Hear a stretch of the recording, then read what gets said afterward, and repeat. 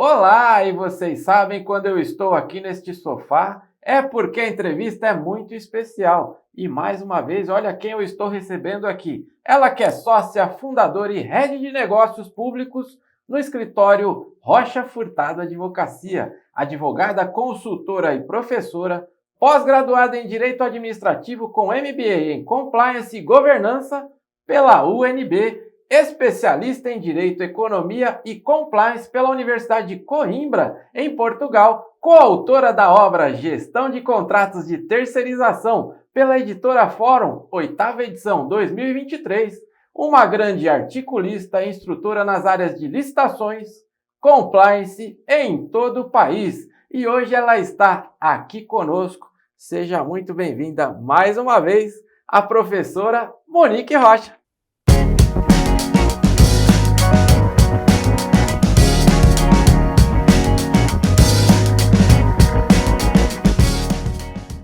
Oi, Ricardo, obrigada pelo convite, estou muito feliz de estar aqui nos estúdios da Forset para a gente bater esse papo mais de pertinho.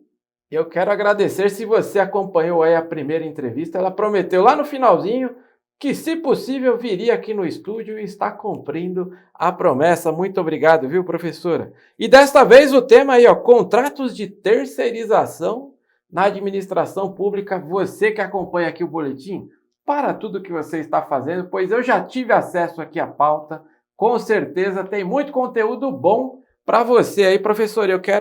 Vamos lá do início.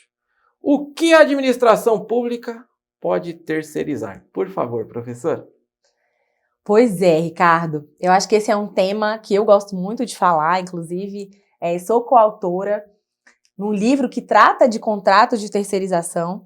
E eu, como advogada de licitantes e também como professora auxiliando gestores públicos, agentes públicos em geral, a gente vê muita confusão nesse tema. Em primeiro lugar, é importante lembrar que a Constituição Federal, ela traz ali um escopo delimitado sobre o que pode ser terceirizado ou não. Por quê? Porque se a administração pública pretende contratar algo, ela só pode contratar um serviço. Ela não poderia contratar uma mão de obra. Esse é um primeiro ponto que a gente precisa observar. Se ela quer contratar mão de obra, se ela precisa de postos de serviços específicos, com perfis específicos, o que ela deveria fazer?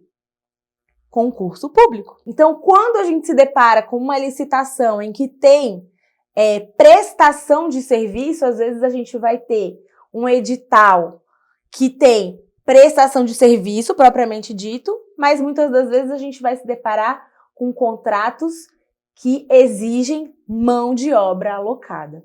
E aí, nessa diferença entre as duas situações aqui, que a gente começa a perceber muitos problemas.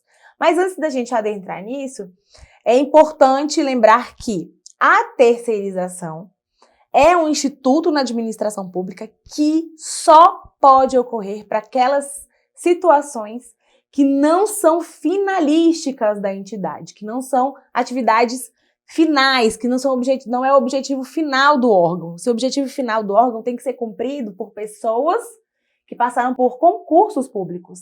Então, a administração pública ela só pode terceirizar atividades que a gente vai chamar de atividades meio, atividades de apoio, atividades que estruturam, que auxiliam aquele órgão a prestar o serviço finalístico, o objetivo daquele órgão.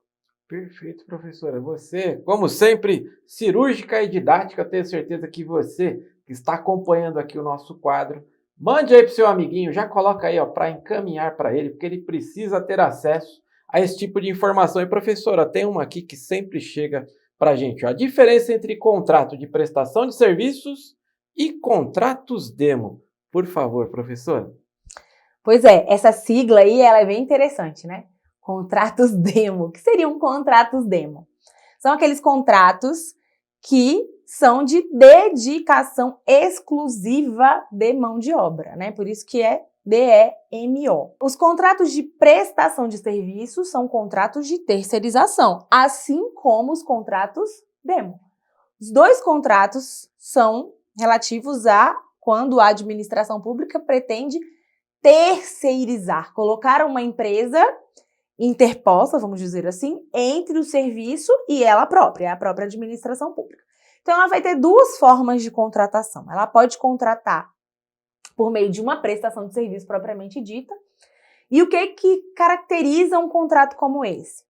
Eu tenho um serviço, o objeto é uma necessidade que foi descrita pela administração pública, que está relacionado a um serviço, e o licitante, a empresa que vai ser a fornecedora desse serviço, ela vai fornecer estritamente o serviço dentro dos níveis de qualidade previamente delineados pela administração pública. Não importa se vai ser o José, a Maria, se vão ser 3 pessoas, se vão ser 10 pessoas, não importa se essas pessoas estão cumprindo uma jornada de 8 às 18, o que importa é que aquele serviço seja entregue. Esse é um contrato de prestação de serviço, onde a administração pública não está pedindo a gestão da mão de obra. Não importa para o fornecedor quanto de mão de obra ele vai empregar. Inclusive, ele pode compartilhar, Ricardo, aquele profissional que ele tem dentro dos quadros dele com mais de um contrato. Funcionário é da empresa. Então, num contrato de prestação de serviço na administração pública, essa empresa ela pode utilizar aquele funcionário para atender órgão A, órgão B, empresa privada C, não importa. Para a administração pública, o que vai importar é o serviço. E esse serviço ele vai estar sendo parametrizado, aferido conforme níveis de qualidade. Geralmente, quem trabalha muito com tecnologia da informação conhece uma palavrinha que é muito utilizada, que é o tal do SLA. O que é o SLA? O Service Legal Agreement, né? Então, em tanto tempo eu tenho uma inconformidade e você tem 2 horas para resolver, 3 horas, 24 horas, enfim. Então, é ali que é medido a qualidade do serviço. Não importa quem está atendendo aquele serviço. Já os contratos de dedicação de mão de obra exclusiva, eles são aqueles contratos em que a administração pública, em razão da natureza do serviço, precisam que a pessoa física, funcionária da empresa, porque o funcionário não deixa de ser da empresa, e o contrato é com a empresa, jamais com aquele funcionário, precisa que aquele funcionário esteja alocado dentro do órgão. O que a gente vê muito com contratos, por exemplo, de limpeza, conservação. Não tem como fazer uma limpeza, executar um serviço de limpeza sem que a pessoa esteja dentro do órgão, alocada dentro do órgão. Vigilância, apoio, secretaria, recepção, são serviços de apoio, são serviços meios em que se necessita que a pessoa esteja alocada ali. É por isso que nós temos essa modalidade de contratações de demo. E em razão dessa peculiaridade em que eu preciso de pessoas alocadas dentro do órgão, é que surgiram diversos entraves em que os contratos administrativos que estão dentro da caixinha do direito administrativo acabam tangenciando numa outra matéria do direito, que é o direito trabalhista. Porque eu vou ter ali funcionários de uma empresa, carteira assinada, que tem todas as obrigações e verbas trabalhistas vindo daquela empresa, mas que eles prestam serviço para a administração pública. Sensacional. Eu avisei que ia ser uma baita entrevista. Professora, vamos lá. Qual o problema dentro desses contratos, né, com relação à ingerência? Por favor, professor. Pois é. Nesses contratos em que os funcionários, os colaboradores do licitante vencedor está alocado dentro do órgão, é natural, né, tendo em vista que somos seres humanos, é natural que o agente público crie vínculos com esses colaboradores, em razão, inclusive, de uma questão do direito trabalhista, né, que é a sucessão, continuidade do serviço que está sendo prestado, que geralmente as convenções coletivas de trabalho, elas trazem ali cláusulas para preservar o emprego daquele funcionário. Então, muitas das vezes, o que acontece? Um licitante está ali, está prestando um serviço, fica 5 anos, acabou, teve uma outra licitação, aquele mesmo colaborador acaba sendo absorvido pela nova empresa que ganhou a licitação em razão exatamente dessas cláusulas que tem nas convenções coletivas de trabalho. Tem alguns benefícios para a empresa, para que a rescisão seja menor, e aí isso é um benefício para que o funcionário que está ali, ele continue prestando aquele serviço. Então, às vezes, a gente vai ter uma pessoa, por exemplo, que está servindo café ou na vigilância, enfim, algum desses contratos terceirizados que estão ali há 10 anos naquele órgão. Então, é natural que haja um vínculo. E muitas das vezes, falando aqui como advogada de licitante, né, de fornecedor, o problema que a gente encontra em que o agente público, às vezes o gestor contratual ou fiscal contratual, ou mesmo pessoas que estão ali, elas acabam achando que aquele funcionário é da administração pública e não é da empresa. Então, muitas das vezes, a gente percebe que o agente público ele está determinando, dando ordens para aquele funcionário. Às vezes tem, por exemplo, o funcionário do helpdesk, muito comum isso. É o funcionário da informática, né? Vem aqui arrumar o meu computador. Às vezes pede para ir na casa dela, inclusive. Eles fazem um extra, né? De um freelancer ali. Isso é um problema enorme. Por quê? Porque eu estou ali ferindo o princípio da moralidade administrativa, da impessoalidade. Então, a Instrução Normativa número 5 de 2017, ela traz, inclusive, um dispositivo específico sobre ingerência. É proibido a administração pública, ao agente público, fazer ingerências dentro destes contratos. Por quê? Porque a administração pública ela está contratando o serviço. E o serviço é a gestão da mão de obra. Ela contratou uma empresa que é a responsável por gerir a mão de obra. Então, se ela não quer, se ela precisa, por exemplo, que em razão da natureza do serviço, aquele funcionário fique 2 horas a mais, ela não pode determinar de forma direta aquele funcionário que ele fique 2 horas a mais. Porque quem é o responsável por gerir aquele funcionário e pagar suas horas extras, isso tem que estar tudo em conformidade para depois a administração pública fazer a contraprestação, é a empresa e não é a administração pública. Então a gente tem muito problema de ingerência. Ricardo, como que a gente resolve isso? É um problema difícil, Tá. mas uma das formas que a gente consegue é por meio de treinamentos. Capacitação, né, professor? Capacitação do funcionário, de ele entender, você, a partir de agora, é meu funcionário. Ah, mas eu já estou aqui há 10 anos. Sim, você está aqui há 10 anos, mas você é um terceirizado. E a partir de agora eu sou o preposto da empresa e você vai seguir as minhas ordens. Porque senão realmente fica muito complicado para a empresa conseguir ter liderança, autonomia sobre aquele funcionário. Então, uma das formas que a gente consegue é, obviamente, fazendo treinamento com o funcionário e também reuniões de alinhamento com o gestor contratual, com o fiscal contratual. Perfeito. Professor, eu sei que tem muita gente que já está acompanhando aqui este vídeo, mas como eu entro em contato com ela? O Instagram está aparecendo aqui embaixo, mas eu não sei em que plataforma você está vendo este vídeo, mas tem aí também a descrição, um vídeo exclusivo dela falando do escritório dela. Eu sei que você já está interessada em conhecer um pouco mais sobre a professora e eu quero aproveitar aqui esta agenda, não é sempre que eu consigo isso. Que dica que você deixa aqui, professor, ao fornecedor? O que realmente ele deve se atentar nestes contratos? Agora exclusivamente para o fornecedor. Por favor, professor. Como eu já estou há um tempo trabalhando com o olhar do fornecedor, o que eu percebo muito, Ricardo? Primeira coisa, o fornecedor ele não entende quando ele recebe o edital, a informação de que vai ter uma licitação para ele participar, se aquele contrato que ele está vislumbrando, se ele é uma prestação de serviço, meramente prestação de serviço, ou se ele é um contrato demo. Esse é o primeiro ponto.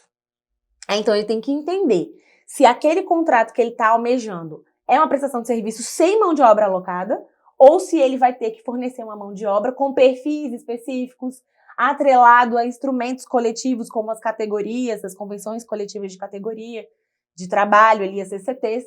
Então esse é um primeiro ponto. O segundo ponto é, se for um contrato de dedicação exclusiva de mão de obra, ele tem que observar como a administração pública formulou aquele TR, aquele termo de referência, no que se refere aos salários. Por quê?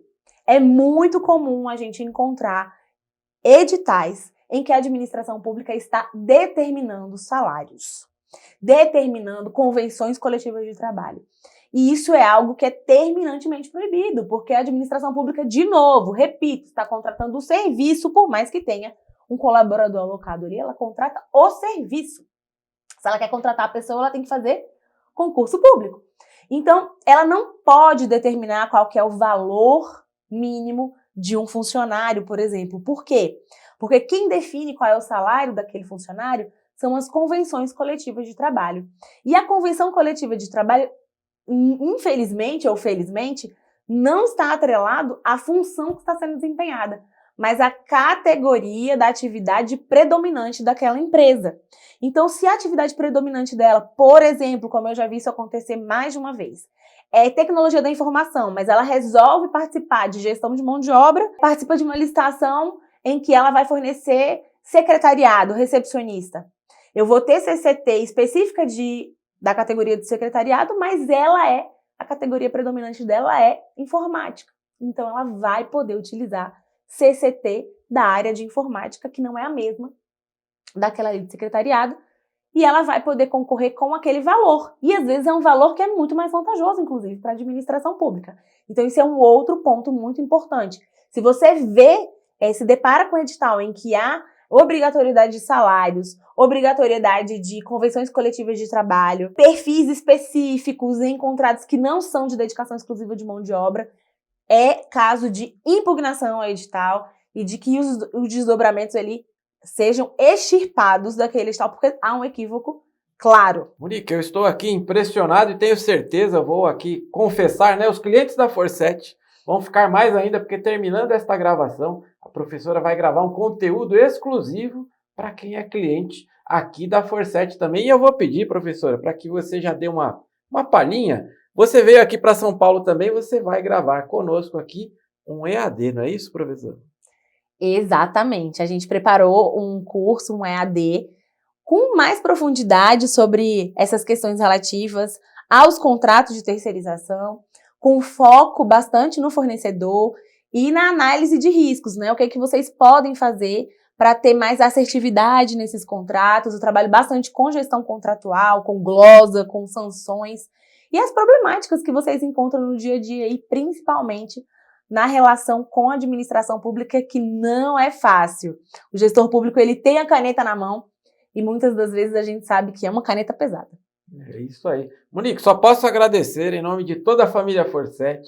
Você que acompanhou o vídeo aqui até o final, não deixe de entrar em contato com a professora, indique aí para o seu amigo, para o seu gestor, para o fornecedor que está te dando trabalho, você gestor, né? Mande esse vídeo para que ele conheça aí a professora, toda a sua experiência. Professora, eu quero agradecer o seu tempo, a sua disponibilidade com a sua vinda.